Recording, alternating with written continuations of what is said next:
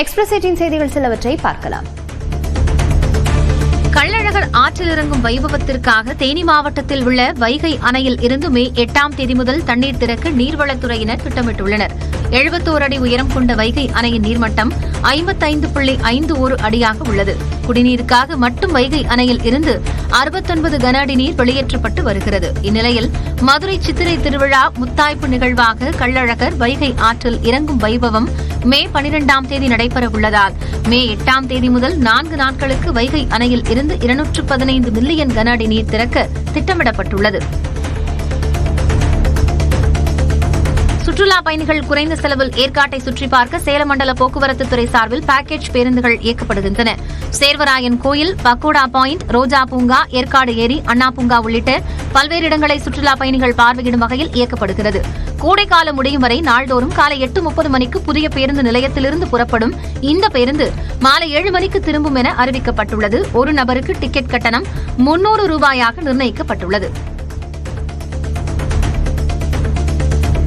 சிவகங்கை மாவட்டம் மானாமதுரை அருகே உள்ள வேம்பத்தூரில் கலித்தீர்த்த ஐயனார் கோவிலில் கும்பாபிஷேகம் வெகு விமர்சையாக நடைபெற்றது. பூர்ண புஷ்கலாதேவி உடனுரை கலித்தீர்த்த ஐயனார் திருக்கோவிலில் திருப்பணிகள் முடிந்து சனிக்கிழமை அன்று காலை விநாயகர் பூஜையுடன் கும்பாபிஷேக விழா தொடங்கியது. அதன் பின்னர் 4 கால யாகசாலை பூஜைகள் நடத்தப்பட்டு புனித நீர் கோயில் விமானத்தில் ஊற்றி கும்பாபிஷேகம் செய்யப்பட்டது. நீலகிரி மாவட்டம் குன்னூர் கேட்டி பாலடா அருகே கேரட் அறுவடை பணிக்கு தொழிலாளர்களை ஏற்றிச் சென்ற பிக்கப் வாகனம் தேயிலை தோட்டத்தில் கவிழ்ந்த விபத்தில் வடமாநில பெண் தொழிலாளி உயிரிழந்தார். சதீஷ் என்பவர் தனது வாகனத்தில் 13 தொழிலாளர்களை ஏற்றிக் கொண்டு சென்றபோது கட்டுப்பாட்டை இழந்து விபத்திற்குள்ளானது. இதில் தஷ்மி என்பவர் சம்பவ இடத்திலேயே உயிரிழந்தார். மேலும் 3 பேருக்கு காயம் ஏற்பட்டதை தொடர்ந்து அவர்கள் கேட்டி ஆரம்ப சுகாதார நிலையத்தில் சிகிச்சை பெற்றனர். தருமபுரி மாவட்டம் அரூர் அருகே சாலை ஓரம் இருந்த புளியமரம் திடீரென தீப்பற்றி எரிந்ததால் பரபரப்பு ஏற்பட்டது. கொளக்கம்பட்டி பிரிவு சாலை ஓரம் இருந்த மரம் தீப்பற்றி எரிந்ததை பார்த்த மக்கள் தீயணைப்பு நிலையத்திற்கு தகவல் தெரிவித்தனர். அவர்கள் வருவதற்குள் தீ வேகமாக பரவியதால் ஒரு பக்க கிளை முறிந்து கீழே விழுந்தது. பின்னர் அங்கு வந்த தீயணைப்பு வீரர்கள் தீயை அணைத்தனர். குமரி மாவட்டத்தில் கூட்டாலுமூடு பத்ரேஸ்வரி அம்மன் கோயிலில் சித்திரை திருவிழா தொடங்கியதை அடுத்து ஆயிரக்கணக்கான பக்தர்கள் பொங்கலிட்டு வழிபட்டனர். குமரி மற்றும் கேரளாவில் இருந்தும் பக்தர்கள் கோயிலுக்கு வந்து அம்மனை தரிசித்தனர். விழாவின் 9ஆம் நாளில் பால்குட பவனியும் 10ஆம் நாளில் அம்மன் யானை மீது எழுந்தருளுதலும் ஆராட்டு ஊர்வலமும் நடைபெறவுள்ளது. கோவை மாவட்டம் குனியமுத்தூர் பகுதியில் வீட்டின் பூட்டை உடைத்து பீரோவில் இருந்து 34 சவரன் தங்க நகைகள் 40,000 கொள்ளையடிக்கப்பட்ட சம்பவம் அரங்கேறியுள்ளது. அன்னமநாயக்கர் வீதியைச் சேர்ந்த மோகனகிருஷ்ணன் கடந்த ஏப்ரல் 28ஆம் தேதி குடும்பத்துடன் கோவாவுக்கு சுற்றுலா சென்றுவிட்டு சனிக்கிழமை இரவு வீடு திரும்பியுள்ளார். அப்போது வீட்டின் பூட்டை உடைத்து கொள்ளை நடந்திருப்பது தெரியவந்தது. தகவல் அறிந்து வந்த காவல்துறையினர் கைரேகை நிபுணர்களின் உதவியுடன் சிசிடிவி கேமரா பதிவுகளை கைப்பற்றி விசாரித்து வருகின்றனர். திருப்பூரில் அறுவை சிகிச்சைக்கு பயன்படுத்தும் வலி நிவாரணி மாத்திரைகளை போதைக்காக விற்பனை செய்து வந்த 2 கைது செய்யப்பட்டனர். ரகசிய தகவலின் அடிப்படையில் வீரபாண்டி காவல்துறையினர் நடத்திய விசாரணையில் பூங்கா நகரில் தங்கி கூலி வேலை செய்து வந்த மதுரை மாவட்டம் உசிலம்பட்டியைச் சேர்ந்த கிஷோர் என்பவர் போதை மாத்திரைகள் விற்பனை செய்வது தெரியவந்தது. அவர் கணபதிபாளையத்தைச் சேர்ந்த மரியம் பிவி என்பவர் மூலம் ஆன்லைனில் வலி நிவாரணி மாத்திரைகளை வாங்கி போதை மாத்திரையாக விற்பனை செய்ததும் கண்டுபிடிக்கப்பட்டது. இதையடுத்து இருவரையும் கைது செய்த காவல்துறையினர் 199 வலி மாத்திரைகளை பறிமுதல் செய்தனர். திருப்பத்தூர் மாவட்டம் வாணியம்பாடியில் வேலைக்கு செல்லாமல் இருந்த மகனை கரண்டியால் தந்தை தாக்கியதில் மகன் உயிரிழந்தார். வாணியம்பாடி சாந்தி நகரைச் சேர்ந்த முருகேசன் என்பவர் பஞ்சர் கடை நடத்தி வருகிறார். இவரது மகன் ஸ்ரீதர் வேலைக்கு செல்லாமல் இருந்துள்ளார். இது தொடர்பான வாக்குவாதத்தின் போது ஆத்திரமடைந்த அவர் ஸ்ரீதரை சமையல் கரண்டியால் நெஞ்சில் குத்தியுள்ளார். இதில் படுகாயமடைந்த ஸ்ரீதர் மருத்துவமனைக்கு கொண்டு செல்லும் வழியிலேயே பரிதாபமாக உயிரிழந்தார்.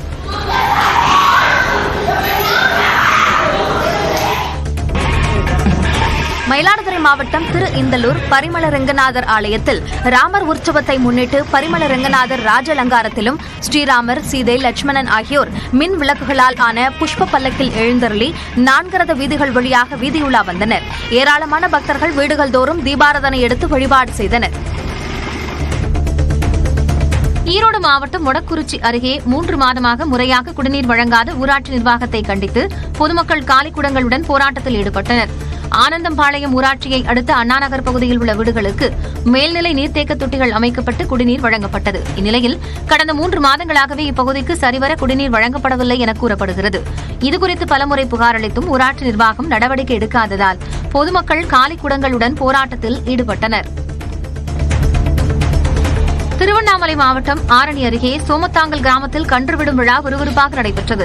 திருவண்ணாமலை, விழுப்புரம், வேலூர் மற்றும் கேரளா, ஆந்திராவில் இருந்து வந்திருந்த 200க்கும் மேற்பட்ட காளைகள் போட்டியில் பங்கேற்ற நிலையில் வாடிவாசல் வழியாக துள்ளி குதித்து வந்தன. அவற்றை ஏராளமான வீரர்கள் உற்சாகப்படுத்தினர். இதில் குறிப்பிட்ட நேரத்தில் இலக்கை கடந்த முதல் கன்றுக்கு 50,000 ரூபாய் ரொக்கம் என 20 கன்றுகளுக்கு பரிசு வழங்கப்பட்டது.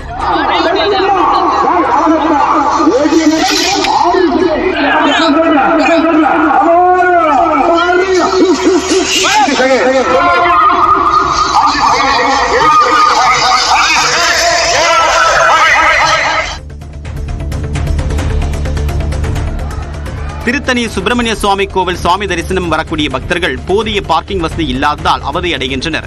கோடை விடுமுறையை ஒட்டி ஏராளமானோர் கோவிலுக்கு வரக்கூடிய நிலையில் மலைக்கோவில் பாதையில் போக்குவரத்து நெரிசலும் ஏற்படுகிறது. இதேபோல 100 ரூபாய் கட்டண தரிசன வழியிலும் 2 மணி நேரம் காத்திருந்த பிறகே சாமி தரிசனம் செய்கின்றனர். இந்நிலையில் கோவில் வளாகத்தில் போதிய வசதிகளை மேம்படுத்த பக்தர்கள் கோரிக்கை விடுத்துள்ளனர். தஞ்சாவூர் மாவட்டம் பாபநாசம் அருகே எடக்குடியில் மணல் அள்ளுவதை தடுத்து நிறுத்த வலியுறுத்தி கிராம மக்களுடன் அதிமுகவினர் முற்றுகை போராட்டத்தில் ஈடுபட்டனர். இதனால் அந்த பகுதியில் பரபரப்பு ஏற்பட்ட நிலையில் காவல்துறையினர் அதிமுகவினருடன் பேச்சுவார்த்தையில் ஈடுபட்டு நடவடிக்கை எடுப்பதாக கூறி சமாதானப்படுத்த முயன்றனர். இமாச்சல் பிரதேச மாநில தலைநகர் ஷிம்லா மற்றும் அதன் சுற்றுவட்டார பகுதிகளில் ஆலங்கட்டி மழை பெய்துள்ளது. மழை காரணமாக சாலை முழுவதும் ஆலங்கட்டிகளாக காட்சியளித்த நிலையில் சுற்றுலா பயணிகள் அவதிக்குள்ளாகினர்.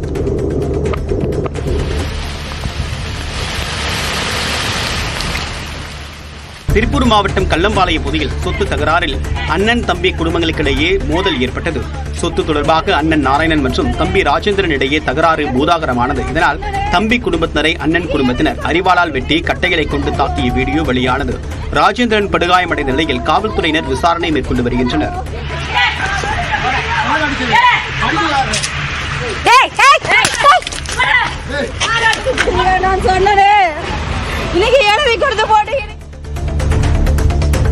கோடை வெப்பம் தணிந்து மழை பெய்ய வேண்டி பூந்தமல்லி குமணன் சாவடியில் உள்ள ஊத்துக்கோட்டை எல்லையம்மனுக்கு 1008 இளநீர் அபிஷேகம் செய்யப்பட்டது. முன்னதாக பூந்தமல்லி திருக்கச்சி நம்பிகள் மற்றும் வரதராஜ பெருமாள் கோவிலில் இருந்து 1000க்கும் மேற்பட்ட பெண்கள் 1008 இளநீருடன் எல்லையம்மன் கோவிலுக்கு ஊர்வலமாக சென்றனர். கோவிலில் அம்மனுக்கு இளநீரால் அபிஷேகம் நடைபெற்றது. தேனி மாவட்டத்திலிருந்து மூணாருக்கு கஞ்சா கடத்தி வீட்டில் வைத்து விற்பனையில் ஈடுபட்ட இளைஞர் கைது செய்யப்பட்டார்.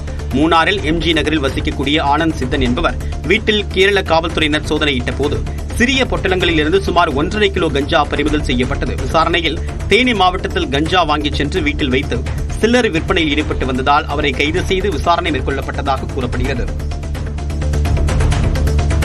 தஞ்சாவூர் மாவட்டம் மல்லிப்பட்டினத்தில் தனிநபர் மீதான புகாரின் மீது நடந்த பஞ்சாயத்தில் அடிதடி ஏற்பட்டது. கிராமத்தை சேர்ந்த கபிலன் என்பவர் மீது புகார்கள் இருப்பதால் அவர் மன்னிப்பு கேட்டு அபராதம் கட்ட வேண்டும், இல்லை என்றால் ஊரை விட்டு ஒதுக்கி வைக்க முடிவு செய்யப்பட்டதாக கூறப்படுகிறது.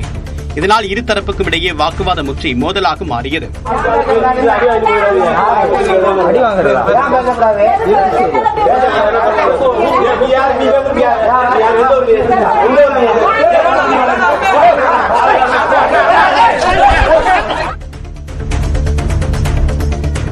மதுரை தமுக்க மைதானத்தில் சித்திரை பெருவிழா அரசு பொருட்காட்சியை அமைச்சர் மூர்த்தி தொடங்கி வைத்தார். 45 நாட்களுக்கு தினமும் மாலை 3:45 மணி முதல் இரவு 10 மணி வரை பொருட்காட்சி நடைபெறுகிறது. பொருட்காட்சியில் 27 அரசு துறை அரங்குகள் அமைக்கப்பட்டுள்ளன. இளைஞர்கள் மற்றும் குழந்தைகளுக்கு பொழுதுபோக்கு அம்சங்கள் நிறைந்த விளையாட்டு அரங்குகள், பல்பொருள் விற்பனை அங்காடிகள், இன்னிசை கலை நிகழ்ச்சிகள் நடைபெற உள்ளன.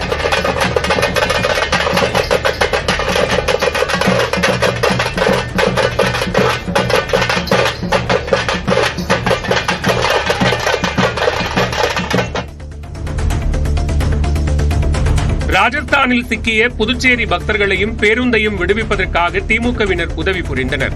உருளையான்பேட்டை, முதலியார்பேட்டை உள்ளிட்ட பகுதிகளைச் சேர்ந்த 50 பேர் ஆன்மீக பயணமாக காசிக்கு பேருந்தில் புறப்பட்டனர். டெல்லியில் இருந்து காசிக்கு செல்வதற்கு பதிலாக ராஜஸ்தான் எல்லைக்குள் புகுந்ததால் போக்குவரத்து துறையினர் பேருந்தை சிறைப்பிடித்து பர்மிட் இல்லாத காரணத்தால் 60,000 ரூபாய் அபராதம் விதித்தனர். இதுகுறித்து அவர்கள் புதுச்சேரி எதிர்க்கட்சித் தலைவரான திமுகவைச் சேர்ந்த சிவாவுக்கு தகவல் தெரிவித்ததை அடுத்து உருளையான்பேட்டை தொகுதி திமுக பொறுப்பாளர் கோபால் அவர்களது வங்கிக் கணக்கிற்கு பணத்தை வழங்கினார். மேலும் முதலமைச்சர் கவனத்திற்கும் எடுத்துச் சென்றதை அடுத்து பக்தர்களை பத்திரமாக அழைத்து வர அவர் உத்தரவிட்டுள்ளார். கடலூர் மாவட்டம் திருவந்திபுரம் தேவநாத சுவாமி ஆலயத்தில் சித்திரை பிரம்மோற்சவ விழா கொடியேற்றத்துடன் தொடங்கியது. சின்ன திருப்பதி என்று அழைக்கப்படக்கூடிய இந்த ஆலயத்தில் தேவநாத சுவாமிக்கு சிறப்பு திருமஞ்சன மற்றும் விஸ்வரூப தரிசனம் நடைபெற்ற பிறகு உட்பிரகாரத்தில் உள்ள பிரம்மோற்சவ கொடிமரத்தில் கொடியேற்றம் நடைபெற்றது. முக்கிய நிகழ்வான திருத்தேரோட்டம் வரக்கூடிய 12ஆம் தேதி நடைபெற உள்ளது. கோவளம் கடற்கரையில் திமுகவினர் சார்பில் நடத்தப்படும் கலைஞர் 101வது பிறந்தநாள் கிரிக்கெட் போட்டியை அமைச்சர் தாமு அன்பரசன் தொடங்கி வைத்து கிரிக்கெட் விளையாடினார்.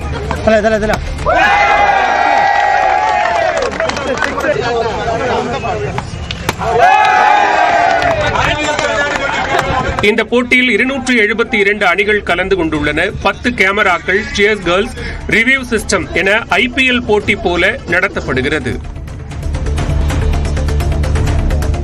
அதிமுக பொதுச் செயலாளர் எடப்பாடி பழனிசாமியின் பிறந்த நாளை முன்னிட்டு தஞ்சை மாநகர அதிமுக சார்பில் மாரத்தான் ஓட்டம் நடத்தப்பட்டது.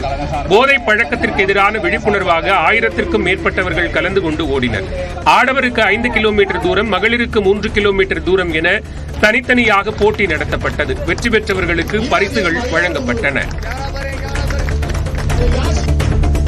பொள்ளாச்சி அருகே உள்ள ஆழியாறு அணைப்பகுதியில் வைக்கப்பட்டுள்ள எச்சரிக்கை பேனரையும் மீறி சுற்றுலா பயணிகள் ஆபத்தான பகுதிகளில் குளிக்கும் நிலை தொடர்கிறது.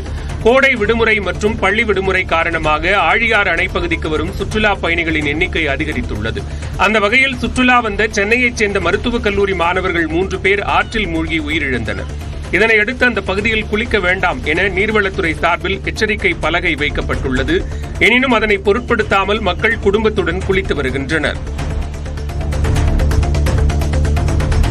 வேலூர் மாவட்டம் நெமிலி அருகே கையை இழந்த சிறுமிக்கு அரசு உதவக் கோரி பெற்றோர் வேண்டுகோள் விடுத்துள்ளனர். புலியநல்லூர் கிராமத்தைச் சேர்ந்த பாஸ்கர் என்பவரின் 13 வயது மகள் சஞ்சனா கடந்த ஆண்டு ஜூலை மாதம் மழையின் போது மாடியிலிருந்து துணிகளை எடுக்கச் சென்றபோது மின்சாரம் பாய்ந்து பலத்த காயமடைந்தார். சிகிச்சையின் போது மாணவியின் வலது கை அகற்றப்பட்டது. மாணவி நன்றாக படிப்பதை கருத்தில் கொண்டு அவருக்கு செயற்கை கை பொருத்த அரசு உதவி செய்ய வேண்டும் என்று கண்ணீருடன் பெற்றோர் கோரிக்கை விடுத்துள்ளனர்.